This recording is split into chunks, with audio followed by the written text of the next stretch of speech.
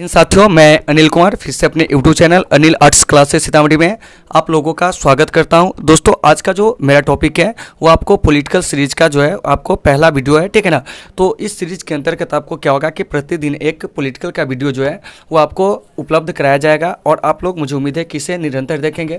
इससे आपको क्या फ़ायदा होंगे कि ऐसे बच्चे जो प्रतियोगी परीक्षाओं की तैयारी करते हैं उनका रिविजन हो जाएगा, और ऐसे बच्चे भी जो आपको अभी 11th-12th में है, ठीक है ना, तो ऐसे बच्चे को जो एग्जाम में एडवांस क्वेश्चन पूछे जाते हैं आपके पॉलिटिकल साइंस का बिहार बोर्ड द्वारा, ठीक है ना, उसमें आपको क्या होंगे कि काफ़ी ज़्यादा फायदेमंद होंगे। तो चलिए दोस्तों, इस वीडियो को शुरू करते हैं। तो देखिए क्या कर रहा है, पहला नंबर प्रश्न कह रहा है कि B.R. अम्बेडकर और महात्मा गांधी के मध्य सन 1932 में हस्ताक्षरित पुणे समझौते में क्या प्रावधान था। तो देखिए, पुणे समझौता जो था 1932 में B.R. अम्बेडकर, ठीक है ना, और आपको महात्मा गांधी के बीच हुआ था। तो इसमें क्या हुआ था कि हरिजनों के लिए आरक्षण सहित संयुक्त निर्वाचन क्षेत्र जो था वो क्या किया गया था, आपको प्रावधान किया गया था, ठीक है ना। तो कभी कभी आपसे एक लाइनर प्रश्न में कभी कभी पूछ लिया जाता है कि पुणे समझौता कब हुआ था। 1932 में किसके बीच हुआ था, महात्मा गांधी और भीमराव अंबेडकर के बीच में, ठीक है ना। महात्मा गांधी को राष्ट्रपिता के नाम से जाना जाता है, जबकि आपको B.R. अम्बेडकर को आधुनिक यानी कि जो हमारा संविधान है, ठीक है ना, यानी भारतीय संविधान, उनका इन्हें जनक कहा जाता है। चलिए दूसरा नंबर प्रश्न क्या कर रहा है कि वह कौन सा अधिनियम था जिसने भारत में, ठीक है ना, सत्ता ब्रिटिश ईस्ट इंडिया कंपनी से ब्रिटिश क्राउन के हाथ में हस्तांतरित की थी। तो यह था आपको यानी कि भारत शासन अधिनियम 1858, ठीक है ना। तो दो का जो सही आंसर हो जाएगा वो हो जाएगा आपको डी, ठीक है ना। तो देखिए, ये जो भारत शासन अधिनियम 1858 है, ठीक है ना, इसकी क्या विशेषता है सबसे पहले हम जानते हैं, ठीक है ना। तो इसकी पहली विशेषता यह है कि जो ब्रिटिश ईस्ट इंडिया कंपनी था उसका शासन भारत से समाप्त हो गया और शासन जो था सीधे आपको ब्रिटिश क्राउन के हाथों में चली गई। दूसरी बात थी कि भारत के शासन प्रशासन के लिए क्या हुआ था कि भारतीय जो सचिव पद है उसका क्या हुआ, सृजन हुआ, ठीक है ना। इसके अलावा क्या हुआ कि मुगल सम्राट के जो पद थे उसको समाप्त कर दिया गया और भारत के जो गवर्नर जनरल थे उसको भारत का वायसराय बना दिया गया, ठीक है ना। तो 2 नंबर प्रश्न से हम इतने सारे प्रश्न को सीखे। चलिए तीसरा नंबर क्या करा है कि निम्नलिखित में से किस अधिनियम द्वारा भारत के गवर्नर जनरल को अध्यादेश जारी करने की शक्ति दी गई थी। तो देखिए, तो 1861 के जो भारत परिषद अधिनियम है, इस अधिनियम के द्वारा क्या हुआ था कि गवर्नर जनरल को क्या हुआ था कि आपातकाल की स्थिति में अध्यादेश जारी करने की शक्ति दी गई थी और यह अध्यादेश जो था वो आपको 6 माह तक प्रभावी रह सकता था, ठीक है ना। चलिए चौथा प्रश्न क्या करा है कि रेगुलेटिंग एक्ट भारत कब आया था। तो देखिए, रेगुलेटिंग एक्ट जो भारत आया था वह आपको कब आया था, 1773 में। तो इस रेगुलेटिंग एक्ट की विशेषता क्या है सबसे पहले जान लीजिए। तो देखिए, इस एक्ट के तहत क्या हुआ था कि जो बंगाल के गवर्नर थे, ठीक है ना, उसको क्या किया गया कि बंगाल का गवर्नर जनरल कहा जाने लगा और इस प्रकार से बंगाल के प्रथम गवर्नर जनरल जो बने वो आपको वारेन हेस्टिंग्स बने, ठीक है ना। इसके अलावा 1773 के जो रेगुलेटिंग एक्ट है, ठीक है ना, तो इस रेगुलेटिंग एक्ट के तहत क्या हुआ था कि 1774 में कलकत्ता में एक उच्चतम न्यायालय की स्थापना की गई थी, जिसमें आपको क्या था कि मुख्य न्यायाधीश जो थे एक थे और अन्य 3 न्यायाधीश थे।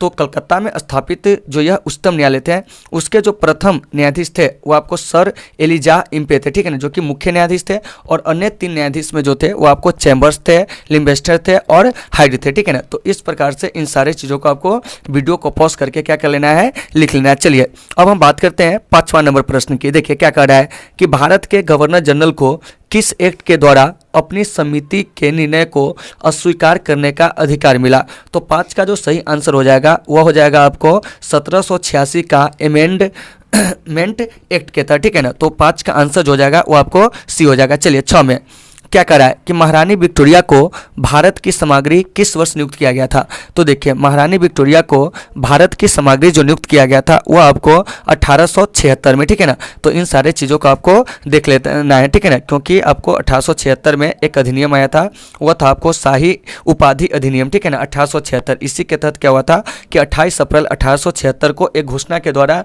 महारानी विक्टोरिया को भारत की सामग्री जो था वो आपको घोषित किया गया था। चलिए 7वां नंबर प्रश्न क्या कर रहा है कि मार्ले मिंटो सुधार का उद्देश्य क्या था। तो देखिए, ये जो मार्ले मिंटो सुधार है इसका जो उद्देश्य था वो क्या था, पृथक निर्वाचन प्रणाली था। क्योंकि आप जानते होइएगा कि मार्ले मिंटो सुधार अधिनियम जिसको भारत शासन अधिनियम 1909 भी कहा जाता है। इस अधिनियम के द्वारा क्या हुआ था कि मुस्लिमों को अलग से पृथक निर्वाचन का अधिकार दिया गया था। और वैसे भी ये जो मार्ले मिंटो सुधार अधिनियम था, इसका उद्देश्य ही था कि भारतीयों को क्या करना है, खुश करना है। क्या करना है? खुश करना, ठीक है ना। इसको मार्ले मिंटो सुधार अधिनियम इसलिए कहा जाता है क्योंकि उस समय जो भारतीय सचिव थे वो आपको कौन थे मतलब मार्ले थे, और मिंटो जो थे उस समय भारत के क्या थे, वायसराय थे, ठीक है ना। चलिए 8वां नंबर प्रश्न क्या कह रहा है, ठीक है ना, कि मार्ले मिंटो सुधार बिल किस वर्ष में पारित किया गया था। तो मार्ले मिंटो सुधार बिल जो है वो आपको 1909 में पारित किया गया था। चलिए 9वां नंबर प्रश्न क्या कह रहा है, मुसलमानों के लिए अतिरिक्त निर्वाचक मंडल प्रारंभ में किसके द्वारा लाया गया था। तो आपका इसका सही आंसर हो जाएगा मार्ले मिंटो सुधार अधिनियम 1909, ठीक है ना। चलिए 10वां प्रश्न क्या कह रहा है, 1909 के इंडियन काउंसिल एक्ट में किस बात की व्यवस्था की गई थी। तो इसमें जो था आपको क्या किया गया था कि जो सांप्रदायिक निर्वाचन पद्धति है उसको क्या किया गया था, शुरू किया गया था। तो 10 का जो आंसर हो जाएगा वह आपको क्या हो जाएगा, बी हो जाएगा। चलिए 11 में अब कह रहा है कि मॉन्टेग्यू चेम्सफोर्ड सुधार में प्रावधानों का सार क्या था। तो देखिए ये जो मॉन्टेग्यू चेम्सफोर्ड सुधार अधिनियम है, ठीक है ना, इसका जो मतलब क्या था कि उद्देश्य जो था वो क्या था कि प्रांतों में दोहरा शासन, क्या था, प्रांतों में दोहरा शासन, ठीक है ना। तो 11 का जो सही आंसर हो जाएगा वो आपको बी हो जाएगा। और ये जो मॉन्टेग्यू चेम्सफोर्ड सुधार अधिनियम है, ठीक है ना, तो ये जो मॉन्टेग्यू के द्वारा जो घोषणा किया गया था, ठीक है ना, 20 अगस्त यानी कि 1917 को, इसीलिए इसको ये जो मॉन्टेग्यू घोषणा है, ठीक है ना, ये आपको 20 अगस्त 1917 को हुआ था, इसीलिए इसको अगस्त घोषणा पत्र के नाम से भी क्या किया जाता है, जाना जाता है। तो अभी आपने यहाँ पर देखा कि मॉन्टेग्यू चेम्सफोर्ड सुधार अधिनियम, तो इसमें जो मॉन्टेग्यू था वह आपको कौन था, तो भारत के सचिव थे, ठीक है ना, जबकि आपको चेम्सफोर्ड जो थे उस समय के तत्कालीन वायसराय थे, ठीक है ना। तो 11 का जो सही आंसर हो जाएगा वो आपको बी हो जाएगा। चलिए 12 में क्या करा है कि 1946 का कैबिनेट मिशन 3 मंत्रियों से गठित था, निम्नलिखित में इसका सदस्य कौन नहीं था। तो देखिए कैबिनेट मिशन जो भारत आया था वो आपको 24 मार्च 1946 को आया था, और इसी कैबिनेट मिशन के आधार पर हमारे भारतीय संविधान का क्या हुआ है, गठन हुआ है, ठीक है ना। तो देखिए ये जो कैबिनेट मिशन है, ठीक है ना, इसमें जो सदस्य थे, इस सदस्य में आपको लॉर्ड पैथिक लॉरेंस थे, एबी अलेक्जेंडर थे, सर स्टेफर्ड क्रिप्स थे, ठीक है ना।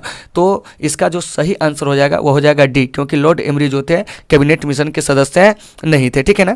तो कभी कभी प्रश्न आपसे पूछ लिया जाएगा कि ये जो कैबिनेट मिशन योजना है भारत कब आया था, तो 24 मार्च 1946 को, ठीक है ना। कैबिनेट मिशन योजना के आधार पर ही भारतीय संविधान सभा का क्या हुआ था, गठन हुआ था, ठीक है ना। तो 12 का सही आंसर हो जाएगा आपको डी। चलिए 13 में कह रहा है कि कैबिनेट मिशन योजना के विषय में कौन सा सही नहीं है। तो देखिए तब पाकिस्तान की स्वीकृति, ऑप्शन नंबर सी डायरेक्ट देखिए, तब पाकिस्तान की स्वीकृति जो है वो आपको कैबिनेट मिशन योजना के अंतर्गत नहीं मिली थी। ये गलत है, क्योंकि भारत और पाकिस्तान का जो विभाजन हुआ था वो आपको लॉर्ड माउंटबेटन योजना के आधार पर हुआ था। चलिए 14 नंबर प्रश्न क्या कह रहा है, भारत का संविधान लागू होने तक स्वतंत्रता के पश्चात इसका शासन किसके अंतर्गत चलाया जाता था। तो देखिए इसका शासन जो था 1935 के भारत सरकार अधिनियम के द्वारा क्या किया जाता था, चलाया जाता था। तो 14 का आंसर हो जाएगा आपको सी हो जाएगा। चलिए अब देखिए 15 नंबर प्रश्न करा है कि भारतीयों को वर्ष 1947 में सार्वभौम सत्ता सौंपने की योजना निम्न में से किस नाम से जानी गई।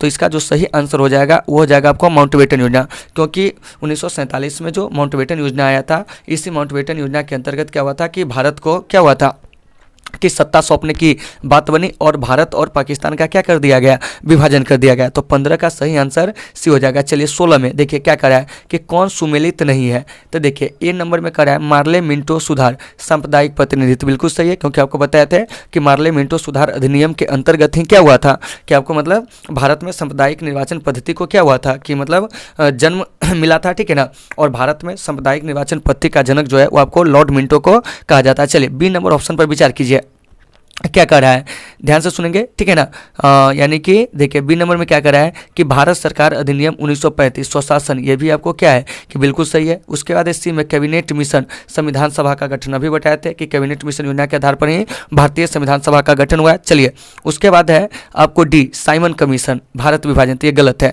तो 16 का जो सही आंसर हो जाएगा वो आपको डी हो जाएगा। तो देखिए साइमन कमीशन जो है 1927 में इसकी नियुक्ति हुई थी, और यह साइमन कमीशन 3 फरवरी 1928 को भारत आया था, ठीक है ना। तो साइमन कमीशन में जो सदस्यों की संख्या थी वो आपको 7 थी, और सभी के सभी सदस्य जो थे वो आपको अंग्रेज थे, क्या थे, अंग्रेज थे। इसीलिए साइमन कमीशन को हम लोग व्हाइट कमीशन के नाम से भी क्या करते हैं, जानते हैं। तो इन सारे चीज़ों को आपको बढ़िया से वीडियो को पॉज करके देख लेना है। अगर आपको इसमें कहीं से कोई समस्या होती है तो आप लोग कमेंट करके बताएंगे। चलिए अब हम बात करते हैं 17 में। देखिए क्या कह रहा है कि अखिल भारतीय महासंघ स्थापित करने का प्रावधान जो है किया गया था किस में, तो भारत सरकार अधिनियम 1935 में। तो 17 का आंसर हो जाएगा आपको ए। चलिए 18 में क्या कह रहा है कि निम्नलिखित में से किस अधिनियम ने केंद्र में द्वैध शासन प्रणाली को क्या किया था, स्थापित किया था। तो देखिए केंद्र में जो द्वैध शासन प्रणाली जो स्टार्ट हुई थी वो आपको भारत शासन अधिनियम 1919 के अंतर्गत हुआ था। तो 18 का आंसर जो हो जाएगा वो आपको बी हो जाएगा। चलिए अब हम बात करते हैं 19 में, ठीक है ना। संघीय प्रणाली का पहला प्रयास भारत सरकार अधिनियम ... में किया गया था। तो इसका जो सही आंसर हो जाएगा वो हो जाएगा आपको सी 1935। क्या हो जाएगा 35। तो 19 का आंसर क्या हो जाएगा सी 1935। चलिए अब कह रहा है कि किस अधिनियम की जो प्रमुख विशेषता थी वो आपको प्रांतीय स्वायत्तता थी, ठीक है ना। तो इस क्वेश्चन को अभी हम बताए हैं, ठीक है ना। तो इसको आपको क्या कर लेना है कि बढ़िया से देख लेना, आप लोग जब तक कमेंट करके बता सकते हो, ठीक है ना, कि किस अधिनियम में इस बात को क्या किया गया था, रखा गया था, ठीक है ना। और कहीं से कोई दिक्कत होगी तो आप लोग भी हमें क्या करोगे कि कमेंट करोगे, आपकी समस्या का हम हर संभव समाधान करने का प्रयास करेंगे। तो देखिए क्वेश्चन को एक बार पढ़िए क्या कह रहा है, ठीक है ना, कि किस अधिनियम की प्रमुख विशेषता जो थी वह आपको प्रांतीय मतलब स्वायत्तता थी, ठीक है ना। तो इसका जो सही आंसर हो जाएगा वह हो जाएगा आपको 1935। इतना देर हम रुके लेकिन आप लोग कमेंट नहीं किए। चलिए आगे देखिए 21 में क्या कह रहा है कि भारत में सचिव का पद किसके द्वारा निर्मित किया गया था। तो आपको मतलब दूसरा नंबर क्वेश्चन में विश्लेषण किए थे कि भारत सरकार अधिनियम 1858 के अंतर्गत भारत में सचिव पद का क्या हुआ था, सृजन हुआ था। तो 21 का जो सही आंसर हो जाएगा वो हो जाएगा आपको बी। चलिए 22 में करा कि किस भारत सरकार अधिनियम के तहत पहली बार विधायकों में कुछ निर्वाचित प्रतिनिधियों का स्थान मिला था। तो इसका जो सही आंसर हो जाएगा वो हो जाएगा आपको भारत सरकार अधिनियम 1909। और आपको बताया था कि भारत सरकार अधिनियम जो है 1909 के अंतर्गत ही क्या हुआ था कि आपको क्या बोलते हैं कि ये जो मतलब सत्येंद्र प्रसाद सिन्हा जो है उनको क्या हुआ था कि आपको मतलब स्थान मिला था, ठीक है ना, इसमें। यानी कि क्या कहते हैं कि जो आपको वायसराय की कार्यपालिका परिषद है उसमें, ठीक है ना। तो देखिए तब 22 का जो सही आंसर हो जाएगा वो हो जाएगा बी। चलिए 23 में करा कि भारत शासन अधिनियम 1935 द्वारा स्थापित संघ में अवशिष्ट शक्तियाँ किसे दी गई थी। तो देखिए तो 23 का सही आंसर हो जाएगा गवर्नर जनरल को। चलिए 24 में करा कि किस अधिनियम को माउंटेगू चेम्सफोर्ड सुधार अधिनियम के नाम से भी जाना जाता है। तो भारत शासन अधिनियम 1919 को, ठीक है ना। तो आप लोग क्या करोगे कि वीडियो को बढ़िया से मतलब कि पॉज करके देख लेंगे, ठीक है ना। इससे क्या होगा कि जो कॉम्पिटिटिव बच्चे हैं उनका रिवाइज हो जाएंगे, जो 11-12 के बच्चे हैं उनका क्या होगा कि जो आपके बोर्ड एग्जाम में एडवांस क्वेश्चन पूछे जाते हैं वो नहीं छूटेंगे, ठीक है ना। तो चलिए दोस्तों आज की इस क्लास को यहीं पर विराम देते हैं, फिर मिलते हैं आपसे अगले क्लास में। जब तक के लिए आप सबों से सुविधा, take care all of you.